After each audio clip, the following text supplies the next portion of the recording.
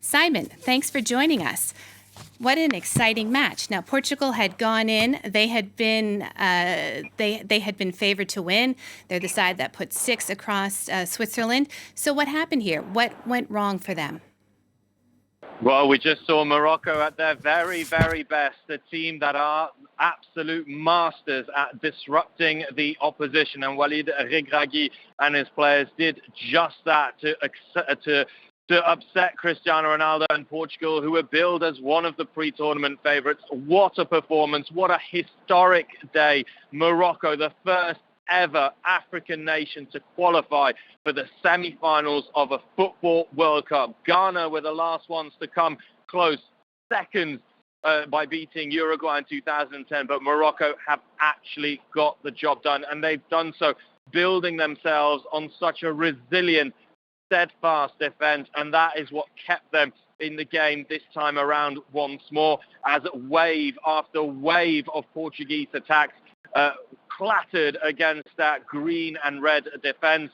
And when the defence were beaten, then there was the goalkeeper Bunu of Sevilla, who kept out Joao Felix with an unbelievable save late in the second half. The hero for the Moroccans will be Youssef En-Nesyri, who also plays for Sevilla, with a goal deep in the first half, a headed goal, as the Portuguese goalkeeper Costa was punished for some poor goalkeeping. It is an absolute hammer blow of a result for the Portuguese, but all the credit has to go to Morocco, how they are able to keep this resilience. The head coach Walid Regragui said ahead of the game, we have our weapons, we are going to do our best to beat Portugal, and they were the better team. That's the thing, they were the better team for most of the first half. Dangerous opportunities, then they got the goal, and then they just built on their fundamentals: strong defense, team spirit, and such a massive, massive heart. There are going to be so many parties in the streets of Casablanca. It is an absolutely historic day for Moroccan football, for African football, and just simply for football.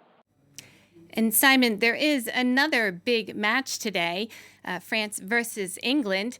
What can we expect there? A lot of division in the newsroom. No, I joke, but yeah, it's a fantastic game of football between two teams that are absolutely sensational, that have been sensational throughout the tournament. France led by the tournament top scoring Kylian Mbappe, Olivier Giroud, Ousmane Dembele. There's talent all over the pitch. And England, of course, who came into this tournament having been relegated from their Nations League, the top tier of the Nations League football. A lot of people said that Gareth Southgate's side weren't going to go very far. A lot of the British press said that if they were to reach the quarterfinals and set up this tie with France, it would already be an achievement. Well, now they're here. The Three Lions will fancy their chances against the French team. They've got plenty of attacking players themselves. They're the team that have scored the most goals in the tournament, 12. They're on the back of 3 consecutive clean sheets as well. And it's just about matchups all over the pitch. Kylian Mbappe against Kyle Walker, Harry Kane against Raphael Varane, Aurélien Tchouameni against Jude Bellingham, and Antoine Griezmann. It's absolutely sensational. Difficult to call. We're still waiting for the team lineups to see if there are any changes either side. What we're hearing is that there aren't any, and it's just going to be fireworks. Many people now believe, with Brazil heading out, with Portugal heading out, that it'll be either one of these teams against Argentina in the final. That's the consensus. But as we've just seen, you cannot underestimate Morocco. No matter what happens in the semi-finals, Morocco-England would be a sensational game. But what about France-Morocco? Neighbours, so many Moroccans in France as well. That would be a game that would guarantee fireworks. Simon Harding, we're going to have to leave it there. Thanks so much. That's our sports editor, Simon Harding.